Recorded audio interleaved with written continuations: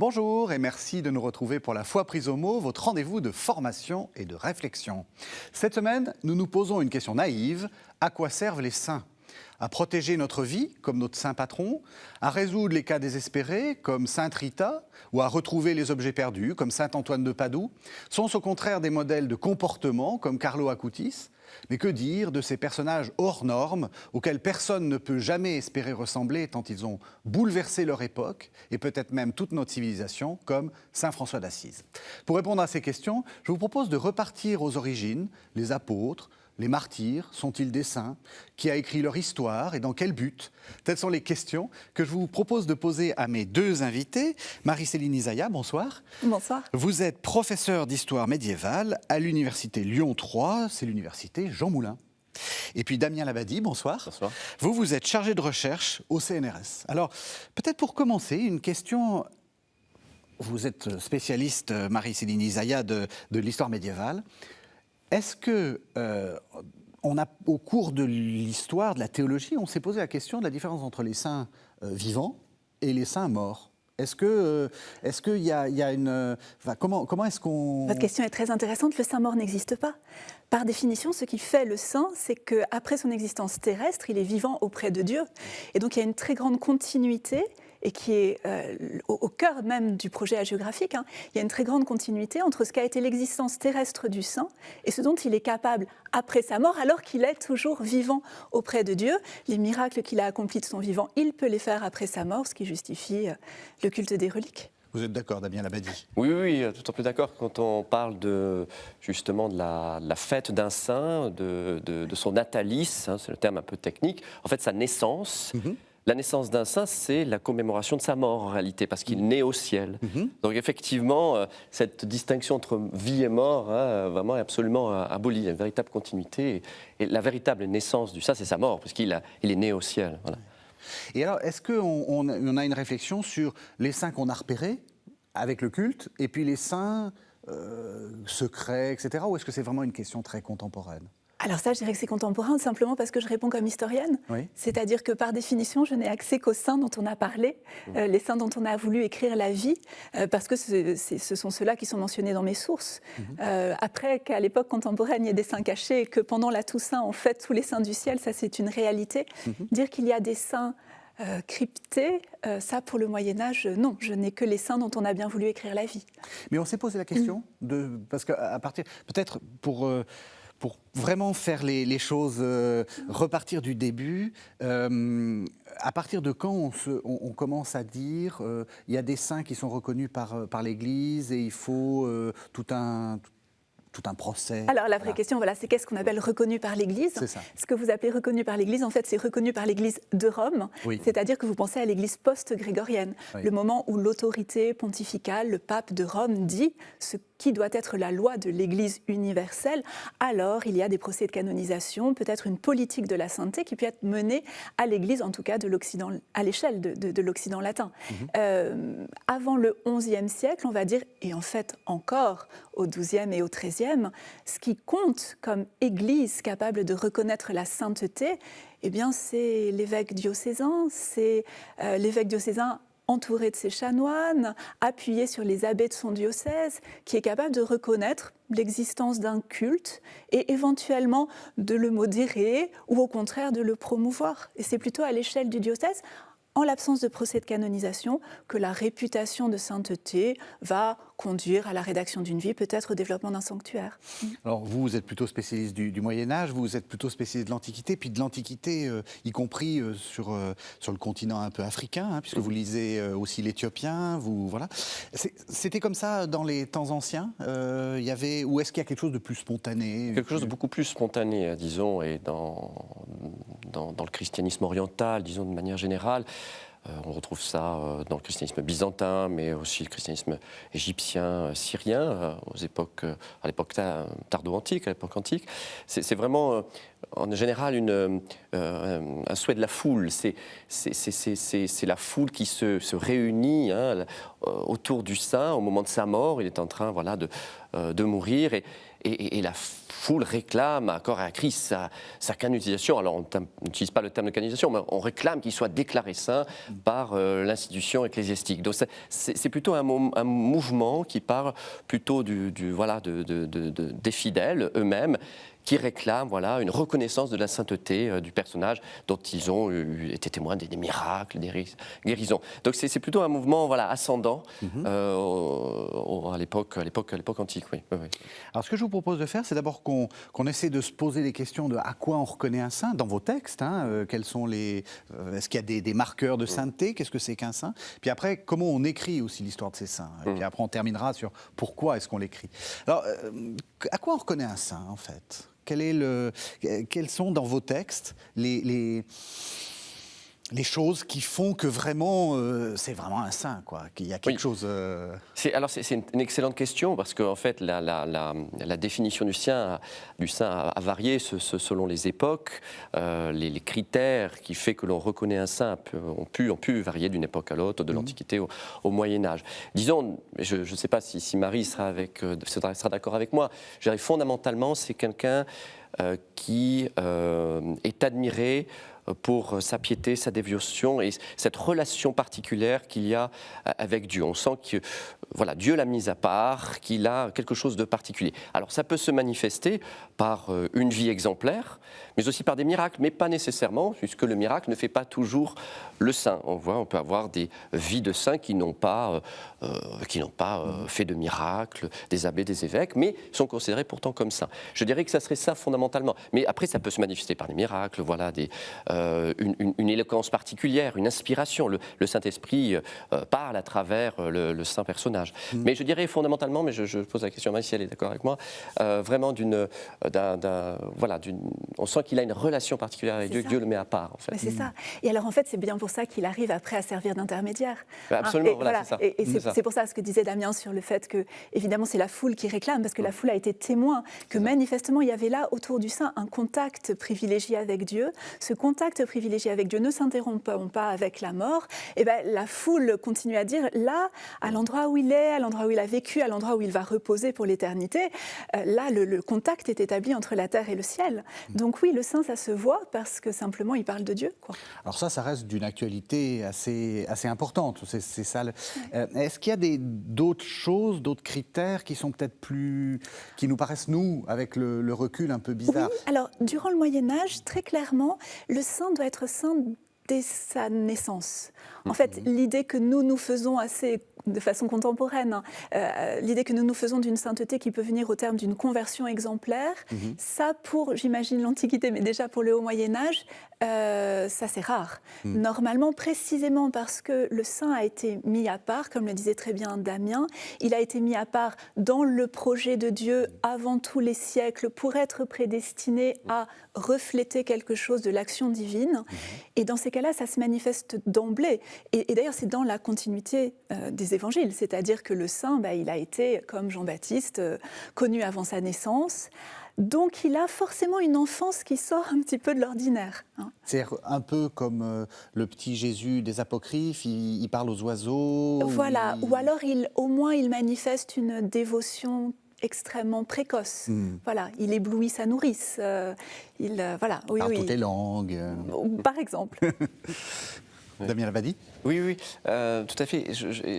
Alors, et c'est vrai que pour revenir à cette question, qu'est-ce qui fait le saint ? C'est vrai que d'abord le saint, me semble-t-il, c'est le martyr. Dans l'histoire du christianisme, c'est d'abord le martyr. C'est finalement sa persévérance, sa fidélité à sa foi, finalement face à l'adversité, face au martyr, qui fait le saint. Et finalement, avec la paix de l'Église, à partir du moment où il n'y a plus de persécution des empereurs païens, et finalement le martyr se fait rare. Maintenant, il n'y a plus de martyr. Et donc, c'est plutôt le moine qui va devenir le modèle de sainteté.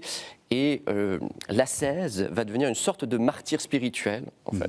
Donc on voit qu'il y a une continuité, mais comme le disait tout à fait Marie-Céline, donc on voit que c'est à la fois le martyr, mais aussi le moine, même si d'apparence, ils sont différents, mais comme ils sont tout aussi mis à part par Dieu, ils sont prédestinés, et voilà, et que ça soit à la fois dans leur martyre et dans leur engagement monastique, il y a vraiment, ils sont voilà précédés par Dieu qui les a destinés à cette endurance, à cet engagement, à cette vocation très particulière. Voilà. Est-ce que ça veut dire que Damien Labadie a commencé à dire d'abord il y a le martyr, après il y a le moine. Est-ce que ça veut dire que le saint représente un peu le modèle que chaque société se propose? C'est-à-dire dans une société monastique, où les moines sont très importants, il faut des saints monastiques. Après on a des saints, je sais pas. Comment est-ce que Ça, c'est une réalité sociologique. Hein. Oui, j'ai l'impression que l'histoire confirme tout à fait que chaque génération se donne des modèles de référence.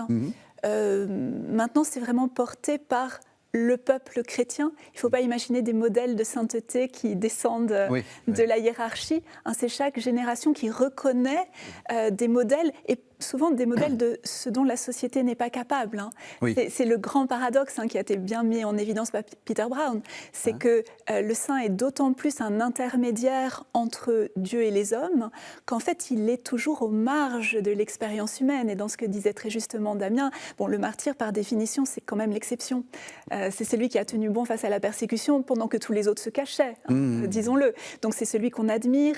Le moine, c'est celui qui est capable d'une ascèse exceptionnelle, qu'on lui reconnaît bien volontiers, mais dont soi-même on s'estime incapable. Et donc le saint se tient là aux limites de l'expérience humaine, d'ailleurs topographiquement aussi, aux limites de la cité, à la frontière du désert, à des endroits où on se demande s'il est encore dans l'humanité ou déjà dans le monde du désert, des animaux, de la sauvagerie, voilà. Et à ce moment-là, à cet endroit particulier qui n'est qu'à lui, il manifeste au plus haut degré qu'il est capable de faire le lien entre ce qui n'est pas de notre expérience, le monde de Dieu, et ce qui est de notre expérience, parce que c'est aussi un homme comme nous. Voilà. C'est vraiment intéressant ce que vous dites, parce que je fais un peu le rôle d'actualisation. On voit bien que Jean-Paul II a par exemple proposé beaucoup de martyrs, des gens comme l'abbé Stock dans la sauvagerie on a l'impression qu'il n'y a plus de bêtes sauvages, mais en fait, le saint est toujours à la limite. En fait. Alors là, on sort de l'analyse historique pour entrer dans vraiment ce que les chrétiens peuvent dire, qui est qu'en fait, Dieu suscite à chaque génération les saints d'actualité, finalement. C'est ça. Et qu'il y a un renouvellement de la sainteté, ou alors une adaptation de la sainteté. Oui, on peut avoir des martyrs dans les camps de concentration. Mais avec des modèles, finalement avec des peut-être pas des modèles, mais des structures qui sont assez proches. Comme vous dites, on est à la limite, aux marges, aux périphéries, enfin voilà. Il y a quelque chose, c'est ça qui est intéressant. Ouais. Et dans une logique d'actualisation, bien sûr. Alors on continue notre question, qu'est-ce qui fait un saint? Est-ce qu'il y a des saints post-mortem? C'est-à-dire des saints qui font des miracles et donc qu'on reconnaît finalement, où en gros ça marche mieux pour eux, pardon de parler comme ça marche mieux pour eux post-mortem que pendant leur vie? Ça peut, oui, tout à fait. C'est-à-dire qu'on peut, disons que le corps du saint, en général, et ça c'est particulièrement vrai en domaine byzantin, dans le christianisme grec orthodoxe, le corps du saint, à partir de sa mort, ne se corrompt pas.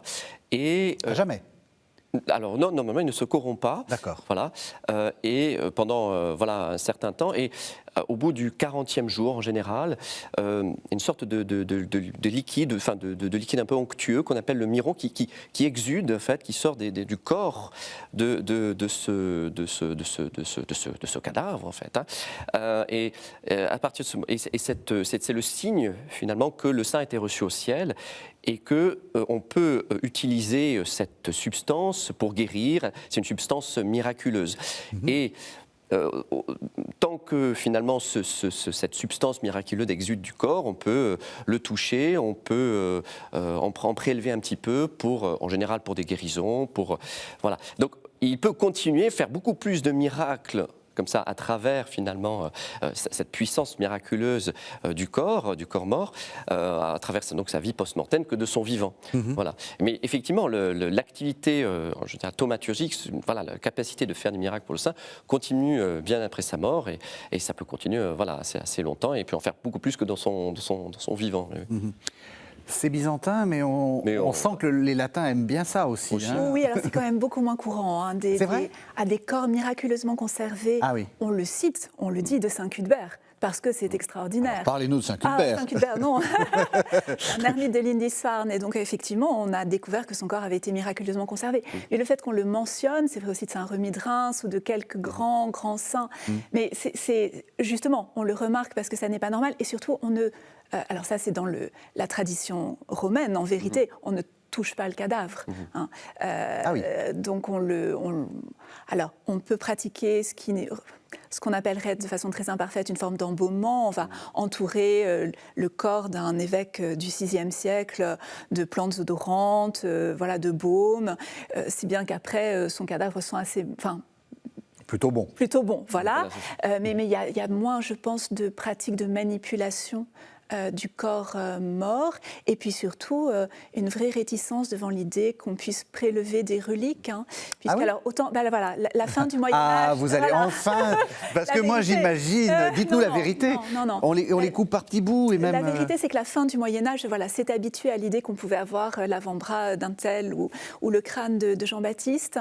Jusqu'au XIIe siècle, c'est vraiment rare, c'est-à-dire qu'on a encore la conscience que c'est la présence du saint et pas d'un cadavre à découper en morceaux. Donc on peut fabriquer des reliques de contact en mettant des linges, en versant de l'huile, du vin sur le tombeau, en récupérant de la poussière. Il y a tellement de façons de trouver des reliques de contact qui permettent la préservation du corps. Et je pense que plus on a le sentiment que ce saint est vivant, oui, moi, plus on a de réticence à le découper en morceaux. Ça a l'air tout à fait assez logique, en fait. Oui, tout à fait. C'est intéressant, c'est en domaine byzantin, c'est-à-dire que c'est décrit de manière assez précise et c'est assez récurrent dans les vies de saints. On a la vie du saint et puis les miracles que le corps a accomplis, effectivement. Et c'est très intéressant, c'est qu'en domaine byzantin, on dit que jusqu'au 40e jour, jusqu'à ce que ce liquide miraculeux exude du corps, on dit que c'est un corps, en grec, soma. À partir du moment du 40e jour, en général, où ce miron sort du corps, on ne parle plus de corps, mais de lipsanon, de relique. Le corps devient relique. Et donc, à partir de ce moment-là, on peut prélever des morceaux, on peut le toucher, on peut faire imbiber un linge, le garder chez soi, etc. Donc on voit vraiment pas du corps à la relique, et la relique devient objet de vénération. Donc mais c'est assez beaucoup plus systématique, j'ai l'impression, que dans l'Occident, en fait. La relique devient objet de vénération, ça veut dire quoi? Ça veut dire que on essaie est-ce qu'on profite du pouvoir miraculeux du saint ou on continue, comme dit Marie-Céline Isaïa, à dire qu'il est vivant, à dire qu'il est là? Parce que c'est pas tout à fait pareil. Dans l'un, on en fait une sorte de moteur à miracle. Dans l'autre, on l'honore encore comme un être vivant. Comment, je sais pas. Les deux, en fait, les deux fonctionnent. Les deux coexistent. C'est-à-dire à la fois, je dirais d'un point de vue spatial, on vient se recueillir auprès du tombeau, du sanctuaire où sont préservées les reliques du saint. On vient y prélever, ou le toucher avec un linge pour bénéficier de son pouvoir miraculaire, ou simplement toucher le tombeau, ou dormir aussi. Ce qu'on appelle la pratique de l'incubation. On dort à côté du tombeau du saint pour bénéficier de visions, de guérisons. Mais en même temps, on va aussi dans l'église ou dans le sanctuaire où sont préservées ces reliques, on va avoir une fête annuelle, un culte, une commémoration annuelle. Et donc, il continue à vivre dans la mémoire, la mémoire chrétienne, à travers la liturgie, le culte, à travers cette fête annuelle du saint. Et donc, il continue à vivre matériellement par les miracles, il continue à travers son corps. Mais les deux coexistent, les deux ne se contredisent pas du tout. Qu'est-ce qui s'est passé pour que, justement, au Moyen-Âge, on soit passé du saint comme corps au saint comme réservoir à reliques, si je puis parler de manière un peu... Est-ce qu'il y a eu un changement ou est-ce que ça s'est fait comme ça par les pratiques? J'ai l'impression que les croisades changent pas mal de choses. Oui. C'est-à-dire la découverte de la Terre Sainte. Alors, dans laquelle on pouvait se rendre, le pèlerinage était bien avéré. Ça c'est très important. C'est pas les croisés qui ont ouvert la terre de la Terre Sainte. Absolument pas. Au contraire, les croisés plutôt fermés. découvrent une autre Terre Sainte, mais une Terre Sainte dans laquelle ils se réinventent une histoire de l'incarnation et où ils vont à nouveau sur... Alors là aussi, le pèlerinage existait vers la Terre Sainte, mais je pense que les croisés sont dans une logique vraiment de la réitération de l'incarnation physique vécue. Oui. On commence à avoir des saints sépulcres qui sont bâtis en Occident et des chemins de croix pour pouvoir refaire dans l'Occident latin ce qu'on n'a pas tous les moyens d'aller faire dans l'Orient latin. Et là, il y a vraiment une réification du culte, une habitude d'aller chercher de la terre, des pierres, des restes, quelque chose qu'on rapporte de la Terre Sainte. Même si ça a toujours existé, j'ai le sentiment, je parle sous contrôle, mais du véritable spécialiste de l'Orient, mais j'ai quand même l'impression que là, de part et d'autre du XIe et du XIIe siècle, on bascule dans une pratique beaucoup plus tangible aussi du christianisme, hein, beaucoup plus à la recherche du matériel, en fait. Voilà, impression. Oui. Mais je dirais que même on peut aller un peu plus tôt, hein, je pense, me semble-t-il. C'est intéressant de voir que déjà Saint Augustin a évolué sur la question. C'est-à-dire que même il y a une réflexion, il y en a toute une réflexion déjà à l'époque des pères de l'Église. Moi, je la remonterai encore à cette époque-là, mais voilà. Augustin est au début de sa vie, assez dubitatif à l'égard des miracles faits par les saints. Il lui dit, les miracles, c'était bon pour l'époque apostolique, c'était pour démontrer la puissance de la foi chrétienne, c'était vraiment un essor qui était donné aux premiers apôtres pour évangéliser, c'était un appui, le miracle pour évangéliser. L'époque apostolique est finie, nous n'avons plus besoin de miracles pour nous convaincre de la vérité de la foi chrétienne. Et c'est sa position au début de sa vie. Mais il évolue et il est témoin à un moment de la retrouvaille, ce qu'on appelle l'invention des reliques de deux martyrs, qui sont Gervais et Protée, à l'époque d'Ambroise de Milan. Alors, il est assez... Au début, ça l'est un peu interloqué, mais ça l'a amené à changer son point de vue. Et à la fin de sa vie, finalement, il se dit, oui, il peut avoir encore des miracles. Et à la veille de sa mort, il écrit ses révisions, c'est-à-dire les choses que j'ai mal comprises et sur lesquelles je devrais revenir. Et il revient sur cette question-là et il accepte maintenant qu'on puisse accorder du crédit, du crédit à la valeur du miracle des saints morts. Plutôt dans son jeune âge, il se moquait justement de ces pèlerins qui ramenaient un peu de sable de Terre Sainte, ce sable qui était foulé par les pieds de Jésus-Christ. Mais finalement, il reconnaît à la fin de sa vie que ça a une validité, que ça a une pertinence. Donc, c'est Saint-Augustin, ce n'est pas un mouvement d'ensemble, mais ça montre que déjà au 5e, il y a une réflexion sur ce statut. En fait, sur la possibilité du miracle. Sur la possibilité du miracle. Oui, c'est ça. Voilà, en fait, c'est ça le... Oui, oui. Encore un autre problème. Je voulais juste dire, mais parce que j'y pense en vous écoutant, il y a aussi quand même un travail de tous ces hommes qui, justement, comme Augustin, sont confrontés peut-être à une religiosité qu'ils estime avoir le devoir de contrôler. Enfin, il parle aussi comme évêque. Hein. Et donc, il est là pour dire qu'est-ce qui est normal, où est-ce qu'il va falloir mettre une barrière. Et je revois ce travail de tous les intellectuels dans les sources du Moyen-Âge qui répètent inlassablement, et c'est important dans notre discussion, c'est Dieu qui est admirable en ses saints. Oui. C'est Dieu qui accomplit des miracles. Les saints ne font pas de miracles. Depuis quand les saints feraient des miracles? Non, Dieu donne des signes à son peuple. Dieu guérit son peuple. Dieu chasse les possédés à travers des intermédiaires qui sont les gens qui ont bien voulu se mettre à son service et accomplir sa volonté.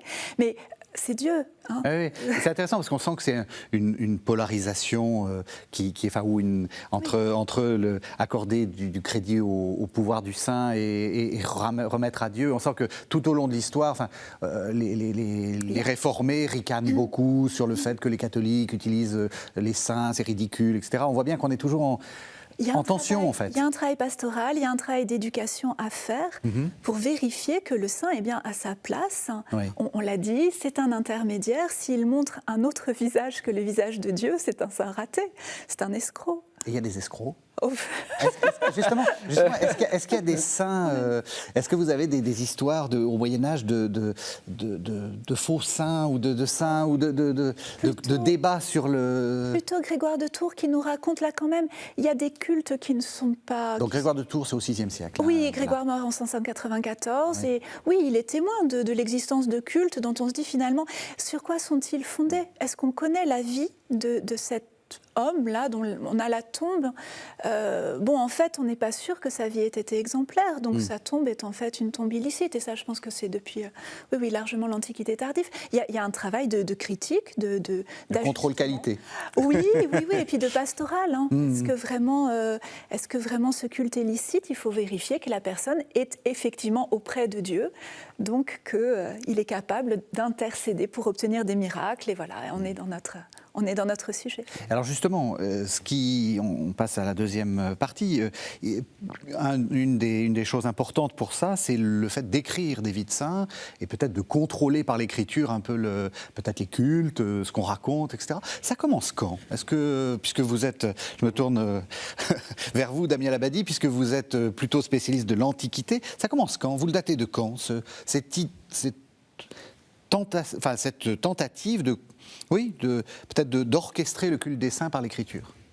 Alors on pourrait dire que le premier texte qu'on pourrait qualifier d'hagiographique, c'est le martyre de Polycarpe, évêque de Smyrne, donc en Asie mineure, Turquie actuelle, donc dans la première moitié du IIe siècle de notre ère. Donc le martyr, nous avons la vie, la description un petit peu de sa vie, mais surtout de son martyre, de son supplice. Et ce qui est intéressant, à la fin de sa vie, il est indiqué que ses fidèles, ses amis recueillent ses restes dans l'espoir, dans l'attente de les mettre à part, de les conserver et de se rappeler l'œuvre de Polycarpe autour de ces reliques. Donc c'est à la fois la première, en quelque sorte, on dirait à géographie, et qui est liée justement, on voit, à l'instauration du culte d'un saint. Mais ce qu'on peut dire, si on veut remonter encore un petit peu plus haut, on peut dire que le modèle de l'écriture hagiographique se trouve dans la Bible. Ce sont les Actes des Apôtres qui décrivent à la fois la vie des apôtres, leur vie exemplaire, leur ministère, leurs miracles et leurs martyrs. Ici, effectivement, à la fin, le martyr de Paul. Donc c'est très intéressant de voir que la géographie n'est pas une invention tardive, mais elle a vraiment ses racines dans la Bible. Et on pourrait même aller encore plus loin, on peut dire les évangiles, la vie de Jésus, avec toutes les séquences, sa naissance miraculeuse, son ministère, son éloquence, ses miracles, sa mort en martyr, finalement, et on peut dire, la matrice, littéralement, le modèle de toute la géographie ultérieure. Donc on peut dire que la géographie a vraiment des racines bibliques. Oui. Dites-nous un mot quand même de Saint-Étienne, le proto-martyr. On sent que c'est c'est aussi lui le modèle après. Parce que le Christ, c'est quand même un peu haut. C'est lui le modèle du saint martyr. C'est absolument, oui, absolument. C'est le premier martyr. Donc son martyr est décrit dans les chapitres 6, 7 et 8 des Actes des Apôtres. Mais ce qui est intéressant, c'est qu'on voit lorsqu'il est lapidé, au moment où il est lapidé, il demande à Dieu de pardonner à ses bourreaux, de ne leur pas imputer ce péché, reprenant des paroles qui ont été les paroles de Jésus sur la croix. Donc déjà, on voit que le premier martyr se place comme successeur, comme héritier finalement de Jésus dans son martyr. Jésus qui est le modèle par excellence du martyr. Mais finalement, à partir d'Étienne, a été le premier martyr, le modèle de tous par la suite. Effectivement, Et justement le culte. Parce que pendant qu'on est sur Étienne, le culte, il meurt, je ne sais pas, dans les années 30, 33, 36, enfin je ne sais pas quand on peut dater ça, puis après, qu'est-ce qui se passe ? Alors, effectivement, donc le texte des Actes dit au début du chapitre 8 que des fidèles, des amis sont allés l'enterrer quelque part, mais on n'en sait pas plus. Tout a pris un tour nouveau en 415, donc quand même presque 4 siècles plus tard, où on redécouvre miraculeusement sa tombe dans un petit village dans les alentours de Jérusalem. Et c'est vraiment à partir de ce moment-là qu'un culte en l'honneur d'Étienne va se propager vraiment déjà en Terre Sainte et puis dans toute la Méditerranée. Ce qui est intéressant de voir que, on va dire, il y a comme un trou, mais en fait il n'y a pas vraiment un trou, puisque si on regarde avant la découverte de son corps, de son tombeau, eh bien, il y avait déjà un culte, il y avait déjà une mémoire d'Étienne, et on voit 4e, 3e siècle, on a des sermons de Grégoire de Nice, des pères de l'Église, qui rappellent que Étienne est fêté le 26 décembre, etc. Donc justement le lendemain de Noël, pour approcher justement Étienne et Jésus, il y a déjà, les premiers théologiens font un rapport entre les deux, et que c'est le premier martyr après Jésus, en quelque sorte, c'est le premier on dit d'aller dans les pas du martyr après Jésus, mais il y a déjà une mémoire qui quand même se perpétue entre sa mort et la découverte de ces reliques, bien 400 ans après sa mort. Et alors c'est intéressant parce que on reste sur cette question de la littérature. Après, on écrit des tas de choses autour d'Étienne. On écrit des vies, on écrit des couvertes de tombeaux, on écrit ce qu'on appelle des translations de reliques, ou comment on les a. Tout ça, ça fait partie de l'écriture hagiographique. Oui, absolument. Et c'est intéressant de voir que souvent la redécouverte d'un saint, de son tombeau, de ses reliques, s'accompagne, pas systématiquement, mais souvent de l'écriture de sa vie, de la réécriture de sa vie, du récit de la découverte de son tombeau, du déplacement, du transfert, ce qu'on appelle la translation de ses reliques du tombeau vers une église, vers un sanctuaire. Et puis, c'est l'occasion à ce moment-là, on va s'instaurer un culte, mais d'écrire une vie ou de réécrire une vie. Et c'est intéressant. Alors, la vie d'Étienne, on a déjà les actes des apôtres, mais c'est l'occasion de réécrire sa vie. Alors, on va réécrire sa vie ou des parties cachées de sa vie qui ne seraient pas mentionnées, qui ne sont pas mentionnées dans la Bible. On va mentionner des débats qu'il aurait eus avec Paul, parce qu'on sait que Paul a assisté au martyre d'Étienne. Eh bien, on réécrit sa vie, on dit « Ah, mais en fait, Paul et Étienne ont discuté, ils ont débattu avant leur martyre, etc. Paul a essayé à frapper Étienne avant avec un bâton. » Enfin, vous voyez, c'est beaucoup l'histoire, voilà, on essaie de réécrire l'histoire, de la compléter. Et ça, c'est le premier, finalement, c'est un premier modèle, finalement, un premier jet, mais on va constamment réécrire la vie de saints. Ça, c'est la caractéristique, ce qui fait que c'est tellement passionnant, la géographie, c'est qu'elle se réécrit, elle est fluide, elle est mouvante, et selon les époques, selon les lieux, on réécrit la vie du saint. Voilà. Et alors, dans le cas d'Étienne, c'est intéressant parce qu'il y a des traductions. Oui. On ne reste pas que dans le tout petit monde grec, ça part partout. Ça part partout, oui. Alors, en particulier pour ces saints ces saints bibliques, parce que qui sont des saints internationaux, c'est-à-dire que dès que on les redécouvre, on écrit leur vie sont copiées, sont traduites, et ensuite se diffusent dans tout l'Orient méditerranéen. Ce qui est intéressant pour Étienne, c'est sa réécriture de la vie, donc juste après l'invention de ces reliques. Donc on est au 5e siècle, on a une première vie en grec, mais ça va être traduit ensuite en géorgien, puis après en arménien, puis après en syriaque, en copte, et puis après ça va aller jusqu'en Éthiopie. Et c'est ainsi que finalement la diffusion de ces traductions, de ces textes, de ces traductions va favoriser l'éclosion de cultes, de vénération, de commémoration de ce saint dans différentes parties du monde méditerranéen. Alors la question, évidemment, Marie-Céline Lizaille, est-ce qu'on invente ? Est-ce que tout ça, c'est des... Il faut envisager ça sous l'angle de l'actualisation dont on parlait tout à l'heure. Ce saint est toujours vivant. Oui. Ce saint a toujours quelque chose à dire pour la communauté, et quand on le dit en gaze, c'est plus facile pour les Éthiopiens de comprendre ce qu'Étienne représente pour leur communauté. Alors, il faut reconnaître que la géographie relève aussi de la littérature.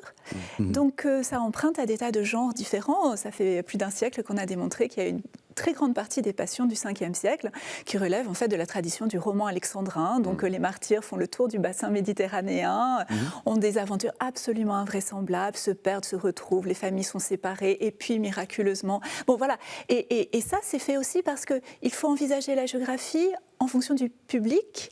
Il y a un moment où il va falloir parler aux chrétiens éthiopiens qui ne sont pas les mêmes que les élites sénatoriales romaines. Et donc, oui, la géographie est plastique et s'adapte aux attentes peut-être de son public. Ça ne veut pas dire pour autant qu'on... je n'ai aucun intérêt à défendre toutes les inventions de la géographie, mais je ne voudrais pas qu'on laisse entendre que la géographie, c'est toujours de l'invention. Je préfère qu'on dise de l'adaptation, effectivement, du renouvellement, de la pastorale.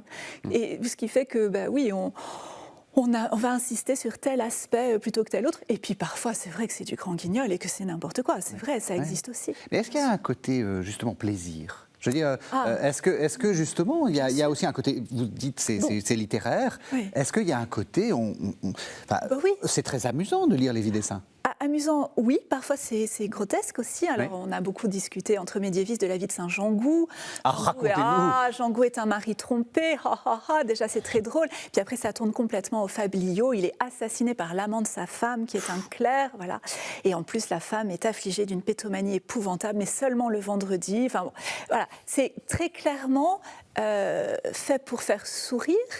Et au moment même où on sourit et où on se dit, bon, quand même, c'est invraisemblable, on découvre qu'il est l'objet d'un culte réel, et d'un culte, si on le regarde de près, on se dit, oui, c'est pas infondé, c'est un homme qui, sachant que sa femme le trompait, ne l'a pas assassiné le premier, c'est elle qui a fomenté. Normalement, à cette époque-là, c'était dans ce sens-là que ça se réglait. Oui. Voilà, non, c'est un homme qui est patient, qui la confronte à la réalité. Voilà, il sait qu'elle le trompe, il ne la tue pas, il lui fait prendre conscience de son péché. Et puis il patiente, et puis il pardonne. Finalement, c'est un saint aussi, même si en plus on rigole. Justement, je pensais à ça parce que on dit souvent l'un des fondateurs de la géographie, c'est Grégoire de Tours, celui dont vous avez déjà parlé. Non, vous n'êtes pas d'accord ? Non, pourquoi pas. Il y a des tas de choses intéressantes dans la géographie de Grégoire de Tours. C'est pas forcément que ce soit lui le créateur. Non. Oui.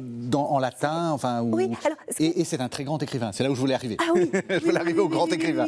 Alors, ce qui est très intéressant dans l'œuvre géographique de Grégoire de Tours, c'est d'abord que finalement, en fait, ça synthétise un peu ce qu'on a dit jusqu'à maintenant, c'est-à-dire qu'il y a une partie de son œuvre qui est vraiment consacrée à un tour d'horizon des différents sanctuaires, à la gloire des confesseurs et à la gloire des martyrs. Ça parle de tous les endroits où en Gaule, il y a un culte vivace et on essaie de savoir sur quoi il est fondé. Mais il y a aussi ce qu'on appelle la vita patrum, qui est quelque chose d'assez fascinant, puisque c'est bien dit en latin au singulier. C'est la vie des pères, des gens qui sont pour nous des gens exemplaires, et quand on dit des pères, ça veut dire aussi de certaines femmes, peu importe. Et pourquoi est-ce que c'est la vie qui est exemplaire à travers une galerie de portraits de gens qui ont été, qui des ermites, qui des ascètes, qui peu importe, et tous reflètent la sainteté de Dieu. C'est toujours la sainteté de Dieu. Voilà. Là, il y a quelque chose qui est chez Grégoire de Tours extrêmement intelligent et assez synthétique pour dire ce qu'est la sainteté. Le visage de Dieu, diffracté dans des tas de visages humains et dans des tas de sanctuaires possibles. Alors après, il y a aussi des histoires de miracles, parce que Grégoire de Tours a aussi mis par écrit des miracles qui sont survenus sur le tombeau de Saint-Julien de Brioude. Alors, dites-nous un mot de Saint-Julien de Brioude. C'est intéressant surtout à titre biographique ou autobiographique, parce que c'est peut-être quelque chose sur quoi on n'a pas encore tellement insisté. Grégoire de Tours se souvient de ce qu'a représenté le sanctuaire de Brioude pour sa famille. Il raconte l'habitude qu'il avait d'y venir en pèlerinage avec ses parents. Et en fait, il parle de lui et de cet apprivoisement, de cette éducation aussi qu'il a reçue à travers les pèlerinages qu'on lui faisait faire à Brioude, et puis de cette foi qui a grandi à force de voir les miracles se produire, miracles dont sa famille bénéficie. Après, il écrit aussi les miracles de Saint-Martin de Tours, et là, c'est dans un objectif tout à fait différent. C'est en tant qu'évêque de Tours, pour dire la vérité de ce qui se produit dans cette basilique de pèlerinage. Voilà.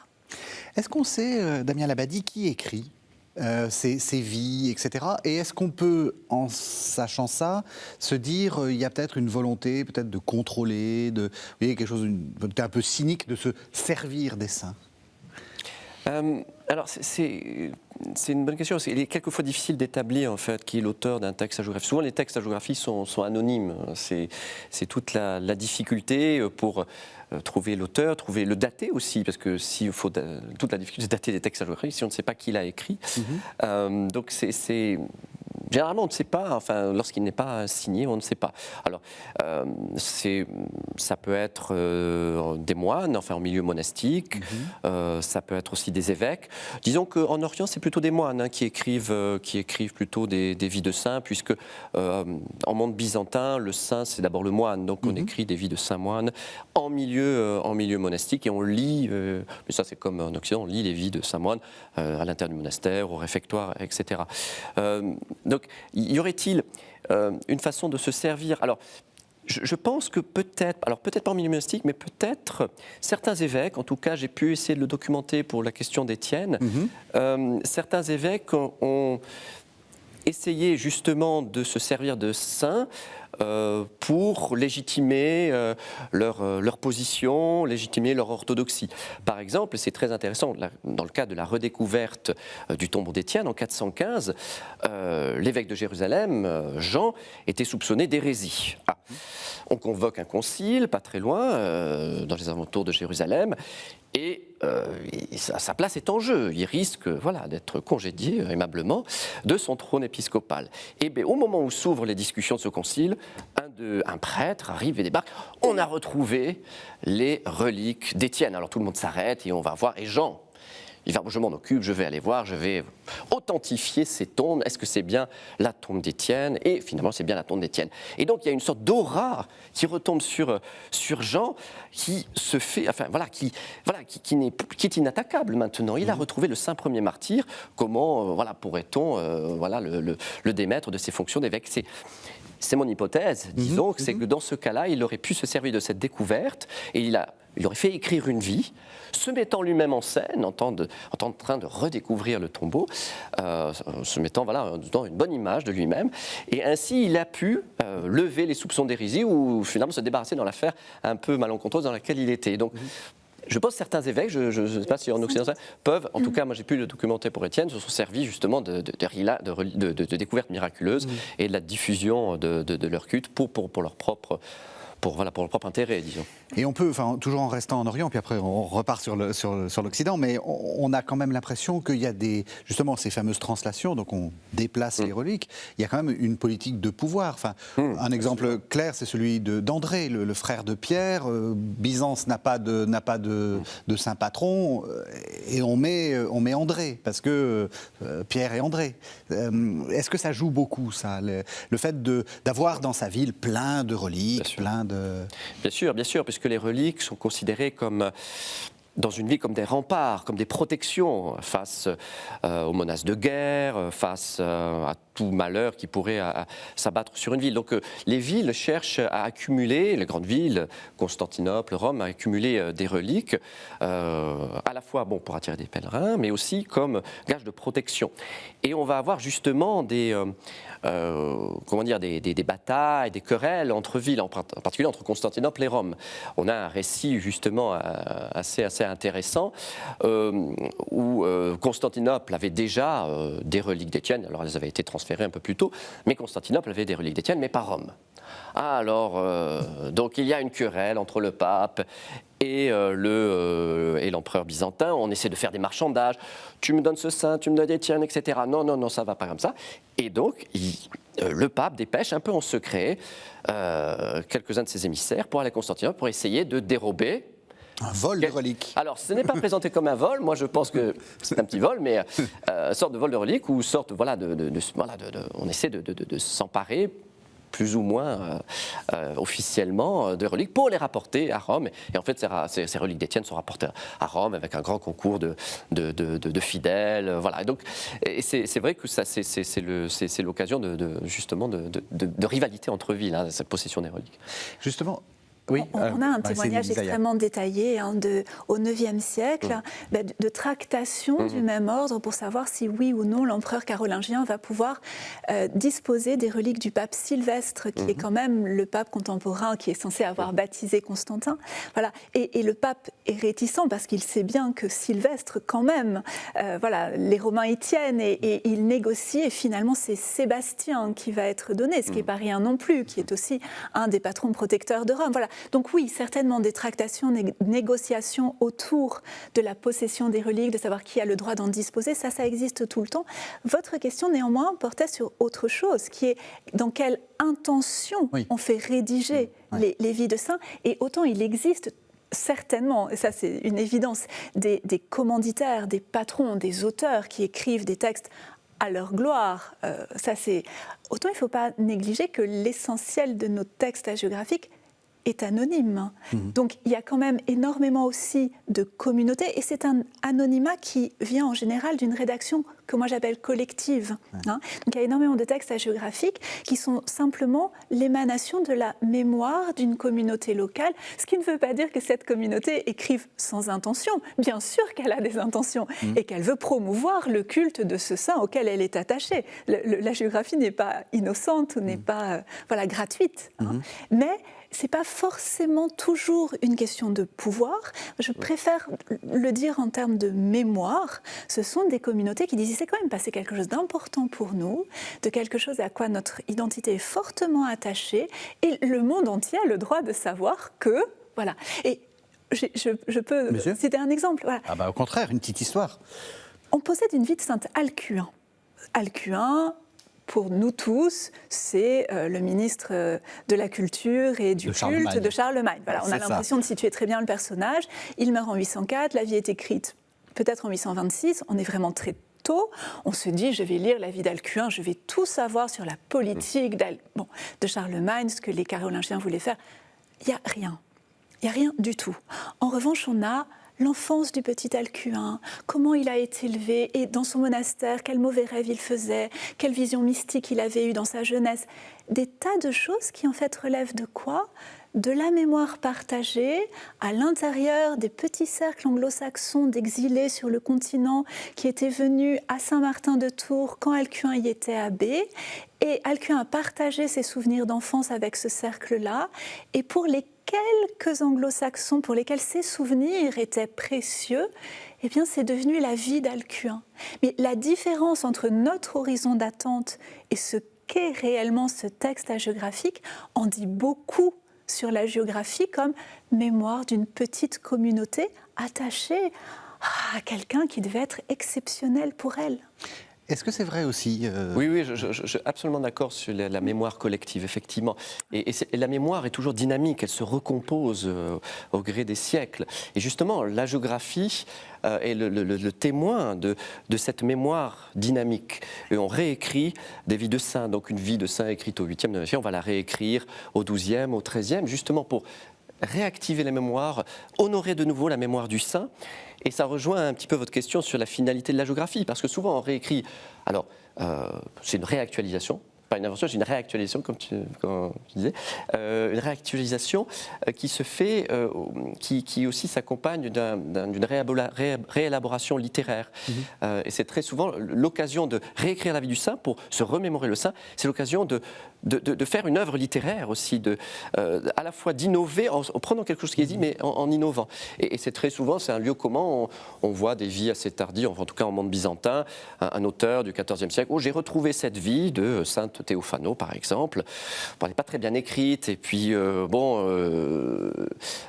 manque des choses dans ce texte, le culte, voilà, encore lieu. Il faut réactualiser, il faut un peu il faut remettre ça un peu au goût du jour. Et donc, c'est l'occasion, justement, de réécrire la vie et de l'écrire avec un souci littéraire, souci d'édifier, aussi de divertir. Moi, je crois beaucoup à la finalité divertissante de la géographie. Du plaisir. Du plaisir, voilà. Qu'on lise une vie de saint, ça soit aussi une mémoire, réactiver une mémoire collective, entretenir une mémoire collective, mais aussi, pour celui qui le lit ou l'écoute, ressentir du plaisir, voilà, à l'écoute de ce texte. On arrive à la fin de l'émission. Est-ce qu'il y a des femmes ? Parce que là aussi, on dit souvent les vies de saints, c'est fait par des hommes, de pouvoir, etc. Et, il y en a très peu, c'est-à-dire qu'il n'y a que 10% de textes hagiographiques latins qui sont consacrés à des femmes. Oui. Et ce sont presque toujours des femmes qui ont renoncé au mariage, qui ont refusé le mariage. Donc oui, c'est quand même une vision assez particulière de la sainteté féminine. Oui. Mais justement, qu'est-ce qu'on peut en dire ? Est-ce qu'il y a... C'est quand même écrit par des femmes. Ça peut être écrit par des femmes, c'est pas toujours le patriarcat qui s'exprime. Oui, c'est ça. Ce sont des femmes qui ont intériorisé sans doute des modèles de sainteté, peut-être dictés par des hommes, je n'en sais rien. Il y a aussi des femmes qui écrivent la vie de saints hommes. Et on se pose beaucoup la question, c'est devenu moins d'actualité dans l'historiographiie, mais finalement, puisque ces textes sont souvent anonymes, savoir lesquels sont écrits par des femmes, lesquels sont écrits par des hommes, c'est difficile à dire. Oui, c'est ça. Est-ce qu'on a les moyens de le savoir ? Non, on parle quand même d'une littérature, on ne l'a peut-être pas assez dit, mais qui est aussi assez stéréotypée. Oui. Et quand on enchaîne les lieux communs, les marqueurs d'une écriture féminine, pour moi, sont difficiles à déceler. Pour aller plus loin, les actes éthiopiens du Diacrétienne. On a un petit peu de temps pour que vous nous présentiez ce livre d'Amien Labadie. Donc c'est dans la collection Apocryphe. Chez Brepols. Chez Brepols, oui. Donc c'est un florilège de textes en traduction française, avec commentaires, introduction, sur Étienne dans la tradition éthiopienne. Et les textes qui datent de l'Antiquité jusqu'au Moyen-Âge, des réécritures de sa vie, de son martyre, des sermons, des poèmes aussi, puisqu'il y a toute une tradition poétique, de poésie liturgique en Éthiopie, et donc ici consacrée à Étienne. Et de voir que, aussi loin que l'Éthiopie, on a connu, on a vénéré, on a écrit beaucoup sur Saint-Étienne, le premier martyr du christianisme. C'est ça, c'est intéressant parce que c'est ce que vous montrez, enfin ce que vous disiez, c'est pas simplement une traduction. Enfin, je veux dire, il y a une adaptation. C'est éthiopisé d'une certaine façon. C'est éthiopisé, voilà, par exemple, quand on dit, il y a un moment, on réécrit la vie du saint, et puis on dit Étienne a été enterré sous un saint tabot. C'est quoi un tabot? Alors, voilà, c'est pas un tabot, le tabot, c'est l'autel dans les églises éthiopiennes, c'est l'autel portatif des églises éthiopiennes qui est censé répliquer donc l'arche de l'Alliance. Voilà. Et donc on voit qu'ici il y a une réadaptation à la réalité éthiopienne de la mort d'Étienne. Et c'est très souvent, il y a un autre texte, un autre sermon très intéressant que j'ai traduit, où on dit qu'Étienne, c'est déjà le modèle du diacre éthiopien. Regardez, éthiopienne, ce point de vue-là, il répond tout à fait à la définition que l'Église officielle d'Éthiopie fait du diacre. Et donc, on voit, si on réutilise la figure d'Étienne comme modèle du diacre dans l'Église éthiopienne, qui a sa spécificité, qui n'est pas le diacre n'est pas en Éthiopie, même qu'en Occident, etc. Voilà. Et c'est ce que vous disiez, le saint c'est le visage de Dieu, donc il prend le visage de tous ceux qui le reçoivent en fait. C'est encore plus fort que ce que vous imaginez. Dans la vie de saint Ansgar, qui est écrite par Humbert de Brême au IXe siècle, Ansgar est mis en présence de la majesté divine, mais on ne le voit pas, Dieu. Dieu, c'est une sphère lumineuse qui est tellement éblouissante, on ne peut pas regarder à l'intérieur. Et qu'est-ce que peut voir Ansgar alors? La lumière qui se reflète sur le visage de la cour céleste, c'est-à-dire de tous les saints qui entourent Dieu. Et c'est cette réflexion de la lumière divine sur le visage des saints qui lui donne une idée de ce qu'est la majesté divine. C'est très beau. Marie-Céline Isaïa, aux belles lettres, la translation des saints Marcellin et Pierre. Oui, avec Michel Sceaux, on vient de traduire, c'est un texte d'Éginard. Alors là aussi c'est très intéressant parce qu'Éginard c'est le biographe de Charlemagne, mais Éginard n'estimait pas avoir tout dit en écrivant la vie de Charlemagne, il pensait que c'était plus important de raconter comment il avait obtenu les reliques des saints Marcellin et Pierre à Rome et les avait rapportées dans le sanctuaire qu'il a fondé à Seligenstadt. Beaucoup de miracles aussi. Un petit miracle un peu croustillant? Ah non, pas croustillant du tout, mais très beau. Au passage des reliques des saints Marcellin et Pierre, les gens se réconcilient. Ils refusent, ils renoncent à exiger les amendes qu'ils étaient en droit d'exiger. Ils remettent leurs dettes à ceux qui leur doivent. La translation des saints Marcellin et Pierre aux belles lettres et les actes éthiopiens du diacre Étienne chez Brepols. Merci vraiment à tous les deux. Merci de nous avoir suivis. Vous savez que vous pouvez retrouver cette émission sur le site internet de la chaîne www.ktotv.com et vous pouvez la regarder autant de fois que vous le souhaitez car c'est gratuit. À la semaine prochaine.